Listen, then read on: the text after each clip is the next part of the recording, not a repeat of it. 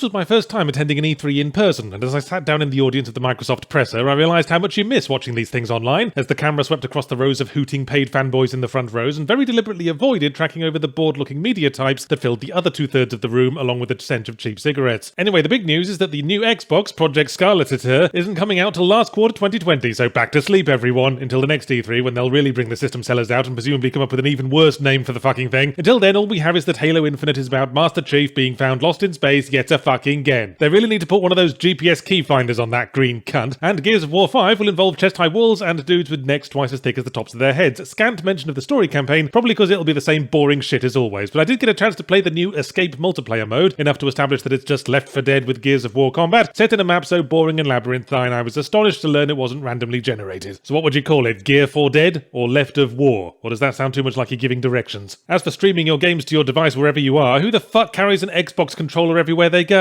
besides boomerang enthusiasts with very poor eyesight? What's more important is all these game subscription services, your Xbox Game Pass and your Uplay Plus, which I don't mind that much because in this age of Netflix, the financial model for video games has to change at some point from its current state, the financial model of an abattoir built on the edge of a cliff. But in the end, it's only the games that count, and the Xbox briefing broke new records for sheer number of announced games whose titles I almost immediately forgot. I think there was an indie game with pastel colours and sad piano music at one point, and I think there was something involving guns and the colour magenta. Oh, hang on, I don't have to rely upon half-remembered online clips this year, because I actually played some of the thing I'm very naughtily pretending to forget was called Bleeding Edge. And I hereby declare that it's making a heroic effort to not immediately look like a copy of Overwatch. Yes, it's a team-based competitive hero shooter, but this one's focused on melee combat. Oh, it's all melee. No, some characters are ranged. So, like Overwatch then. Moving on. Wait, we gave everyone a surfboard. I already said moving on, Bleeding Edge. Funny, isn't it, how whenever a game talks about being over the top or tongue-in-cheek, that always seems to mean the same thing these days, that it's going to look like an irresponsibly violent version of Jet Set Radio, probably cel-shaded, every character is introduced with a freeze-frame profile and dresses like a tank girl cosplayer with colour blindness, and a lot of things will be magenta. Oh yeah, and there'll be a panda for some reason. That was the case with Contra Rogue Core, which started with a crazy cutscene culminating in our main dude riding a missile into the level, spraying bullets like a giant incontinent doomcock, only for the gameplay to start and everything screeched to a halt as I moved sluggishly around the isometric level, spitting bullets from a gun that overheated faster than a former Trump associate in a police interview room, and took about as long to cool down as an impeachment proceeding. But let's get on to some of the bigger stuff, like for example the giant dribbling cock that Square Enix tripped and broke its nose on, the one with Avengers written along the side. With Avengers Endgame and the very distinct appearances of the main actors still fresh in public memory, wheeling out a game starring their stunt doubles left everyone a bit nonplussed at best. Oh come on yards, the cost of the likeness rights for these people could have paid for 4 more years of mysteriously silent Final Fantasy VII development. Oh fair enough, Square Enix, just show us how the Avengers game plays then. No. Between that being a blatant grab for some of the sweet cash that drools constantly from Marvel's cornucopic vagina, and everything else they had being one remade or re-released pretty anime sword boy game after another, the motto of Square Enix this year was, isn't not having to come up with ideas great? Now then, my Bethesda booth visit was a rather strange adventure. I had 1 hour to see Wolfenstein Youngblood and Doom Eternal, and after 45 minutes of Wolfenstein's long, boring cutscenes, irritating bullet sponge combat, and further evidence for the truth of the old saying, crowbarred in co-op enhances a previously single-player narrative-focused experience the way a handful of broken glass enhances cosmetic dentistry, our time was running a bit tight. Oh well, I suppose I could switch you to Doom early. Wolfenstein did still have a whole other level to bore you to death with, but if you insist. So I switched to Doom, and Doom proceeded to kick whatever shredded remnants of arse remained unkicked from the last game. So altogether, the Bethesda hour was like opening a present that has been wrapped in 10 layers of moist bog roll. Doom Eternal was how you fucking do an E3 demo. Hands-on, quick tutorial, straight into the primary loop to let it speak for itself in the voice of a very handsome man with a thick but somehow reassuring smell clinging to his body hair. Not like all those fucking hands-off demos. I still have no fucking clue if Dying Light 2 and Cyberpunk 2077 will still look impressive when being played by someone who isn't following the same rigidly choreographed script they've gone through 30 times today, who might inconveniently look in the wrong direction when something impressive happens or want to operate on an actual fucking learning curve. Hey, maybe Cyberpunk could have had the money to get the game finished a little quicker if they'd just paid Keanu Reeves to come onto the Xbox conference and say 9 words instead of 10. Wait a minute, everyone. Yahtzee thought Doom Eternal looked good. Fuck, going to E3 has given him hype disease. Get him in quarantine before the infection spreads and he starts using the phrase, it could be interesting. Fine, you want cynicism? Pokemon Sword and Shield. Run out of colours and gemstones and chromosomes, it's down to weapons, soon household objects, and perhaps one day we'll get to live the dream of playing Pokemon Cock and Balls, but I digress. The full 3D look really isn't suiting Pokemon. Everything looks so small in a huge empty world, and the animations and in-faces all come across as kind of stiff and awkward, like they've all had to hold a pose for just a little bit too long before the photo was taken. And as for a Zelda Breath of the Wild sequel, so much for the bold spirit of back-to-basics innovation that drove the first one, now it's straight back to endlessly stirring the fucking pot for Nintendo. Hence Link's Awakening being copy-pasted as a fucking Happy Meal toy, I suppose. Mind you, direct sequels to Zelda games doing their own thing now the tiresome save princess from Ganon formalities are out of the way have historically been the breeding ground for some of the really good Zeldas like Link's Awakening or Majora's Mask, so actually a Breath of the Wild sequel could be interesting. Alright, lock it down, containment breach!